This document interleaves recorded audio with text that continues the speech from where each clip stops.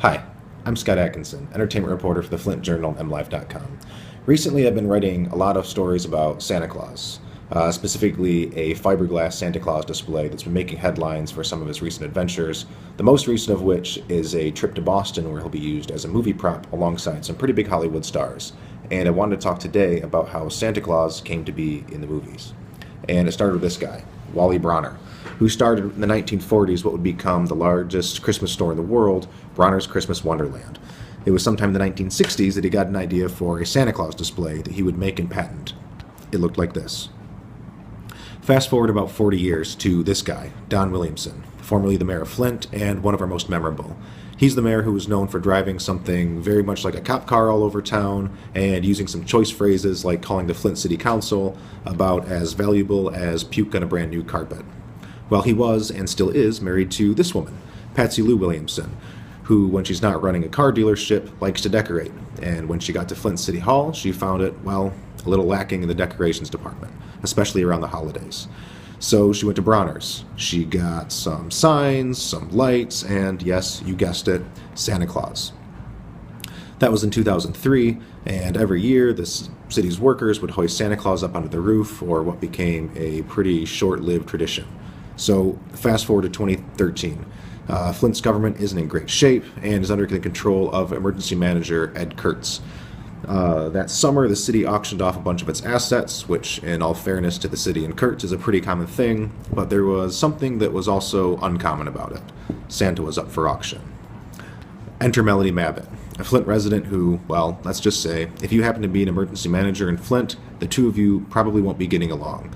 And the idea of the city auctioning Santa for her was just too much. When she saw a headline written by yours truly, she decided, fueled in part by a glass of wine, to start bidding. See that guy on the right? That's her husband, Bob. When Bob saw that she got up to about $150, he gently asked her just what it was she was up to this time, and so Melody got help. Lots of it. With a couple of dozen volunteers and donors, they ended up raising $1,330 to save Santa Claus.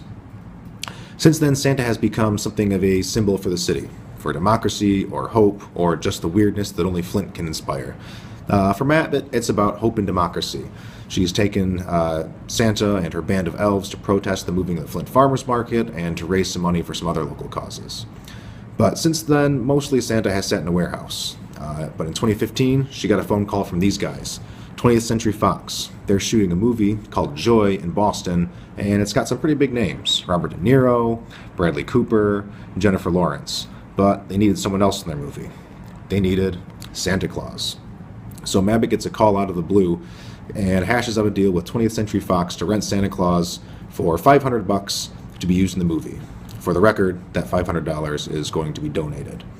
Well, it turns out Santa is kind of heavy and hard to ship, but not for this woman, Roxanne Adair, Flint resident, also best known as Flint's most famous urban farmer.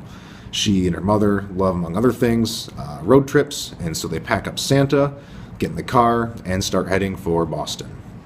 It was a cold trip, but they took their time, taking Santa to see the sights along the way, including Niagara Falls and one of the world's largest beaver statues. Here's a closer look. As you can see, it's a big beaver statue. And about 16 hours leaving and a few more sights on the road, they made it, and Santa is currently waiting and ready for his close-up. Santa will be there for about a month, and then he'll be making his way back to Flint. What's next? Who knows? Check back to mlive.com/Flint for updates on the long saga of Flint's own Santa Claus.